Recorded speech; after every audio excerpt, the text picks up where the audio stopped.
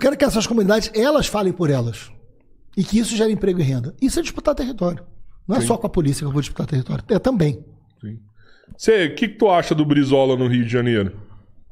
Cara, eu não conheci o Brizola pessoalmente, mas eu sou da época do Brizola, né? Tô com 59 anos. O Brizola foi o último governador do Rio de Janeiro com perfil mais à esquerda, né? De lá pra cá, só a Benedita que completou o governo do Garotinho.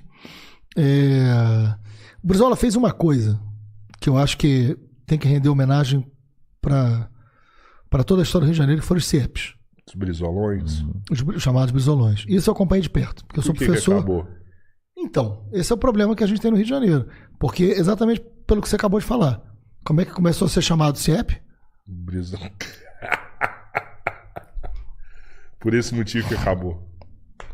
Ah, cara, que loucura. Moreira Franco assume depois do Brizola e não dá continuidade. Porque eu não vou ficar construindo Brizolão, né? Esse é o problema que a gente tem no Brasil, né? Não é um problema só do Rio de Janeiro, é um problema do Brasil.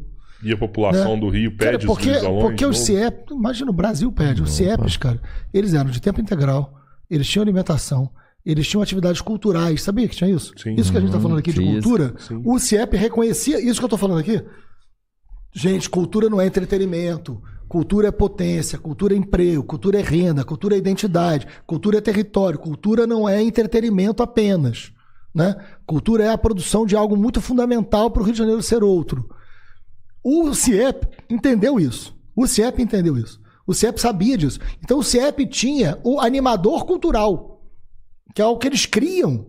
E era um profissional que trabalhava com a cultura local daquele lugar onde o CIEP estava. E os alunos tinham aula de cultura dentro do CIEP, né? Então o CIEP foi um grande também, projeto. Né? O CIEP foi um grande projeto educacional, né? Dá para resgatar isso no Rio de Janeiro? Eu acho que tem que dar, acho que dá. Acho que tem que resgatar, né? Você vai ter que mudar uma série de coisas, desde o prédio, né? Mas que óbvio, né? Você vai mudando. Essas estruturas, né? Estão lá ainda? Estão lá. Por exemplo, reforma, os institutos federais, os IFES, né? Os institutos federais fluminenses, boa parte deles são em prédios de antigos Brizolões, antigos CIEPs. Tem vários deles que funcionam como outras escolas. Muitos falam aqui também que o Brizola foi um dos responsáveis pelo crescimento do crime organizado no Rio. Sabe qual é a origem disso? Isso é uma piada. Assim, vamos lá. A cocaína chega em grande quantidade de comércio na década de 80, né? Então, assim, foi o Brizola que trouxe a cocaína. Não, isso aconteceu. Né? E a cocaína muda o cenário da segurança pública do Rio de Janeiro. Porque a cocaína torna o domínio do território algo muito lucrativo. O tráfico de drogas leva a uma outra economia com a cocaína. Isso traz uma necessidade de proteção de território maior. Entram os fuzis, entram as armas para proteger o território. E isso acontece na época do Brizola. Né? Agora você vai dizer que ele é o responsável por alguma coisa que é mundial, que é o consumo da cocaína? Não, não é ele.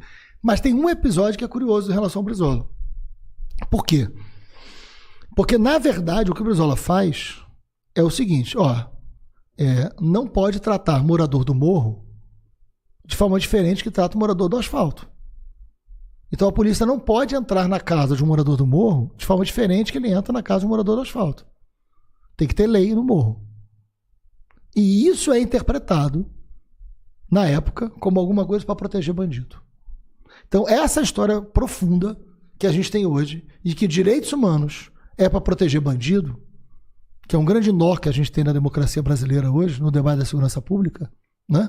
E a gente precisa superar isso, para o bem da democracia, para o bem da humanidade, porque não é possível que eu desenvolva um raciocínio que diga que o cara que diz que direitos humanos é importante é o cara que está protegendo o bandido.